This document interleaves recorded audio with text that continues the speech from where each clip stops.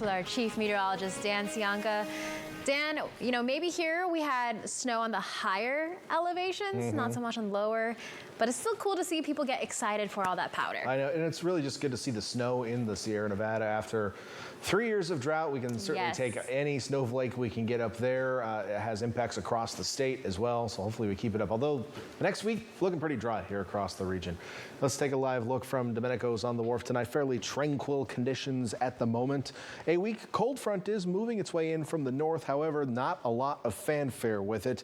In fact, barely any radar echoes showing up right now as we switch over to our radar picture tonight. You can see a couple of them, and I have the sensitivity turned way up, so if it looks very noisy on this radar image, it's because it is. We're seeing all sorts of things in the atmosphere here: birds, bees, bats, bugs, dust particles, pollen, seeds. Did I mention birds? There's probably some birds in there. Also, some raindrops, maybe a couple of snowflakes as well in the higher elevations. What I am interested in is some of these echoes that are moving from north to south. That's likely a little bit of rain showing up in the atmosphere. However, most of this not really reaching the ground. I think we could see a few sprinkles overnight as this front passes through, but that's about it. And it's barely even a front. It's kind of a secondary cold front behind the first frontal system, which I've depicted right here, that already went through this morning. It brought a couple of sprinkles as well, but that was about it. The bigger upper level low right here kind of weakening and will be moving to the east, so it's kind of no longer really pushing on this front to really establish it, and that's why it just never really got its act going as a cold front.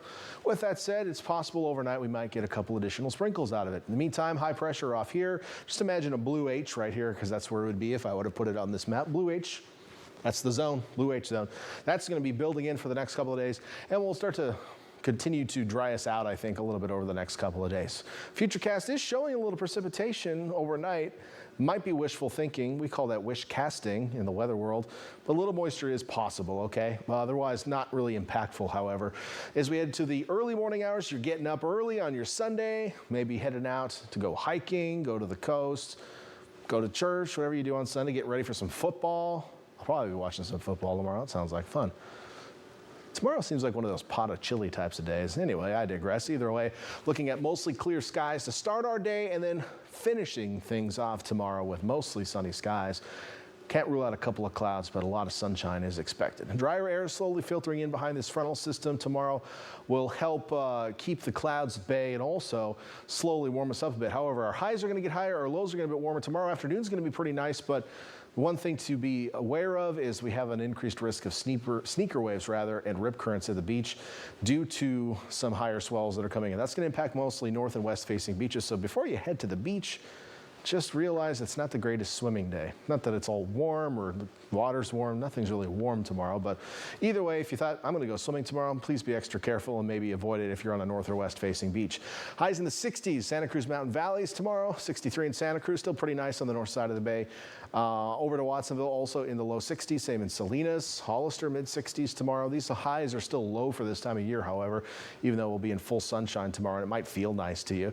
60 in Monterey, upper 50s out to the points. Seaside in the upper 50s, same in Carmel.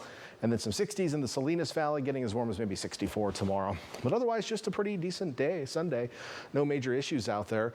As we look at the 7-day forecast, rains not really anywhere on the map outside of the sprinkles overnight tonight to tomorrow.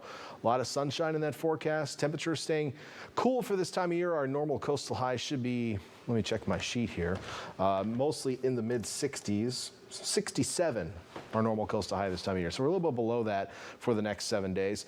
Inland areas also should be in the low 70s this time of year. We're not really going to get there maybe by Friday and Saturday, but ultimately somewhat cool week, especially in the mornings. We'll see temperatures dipping into the frosty zones, I think, on a couple mornings this week. Just something to be aware of, Anna.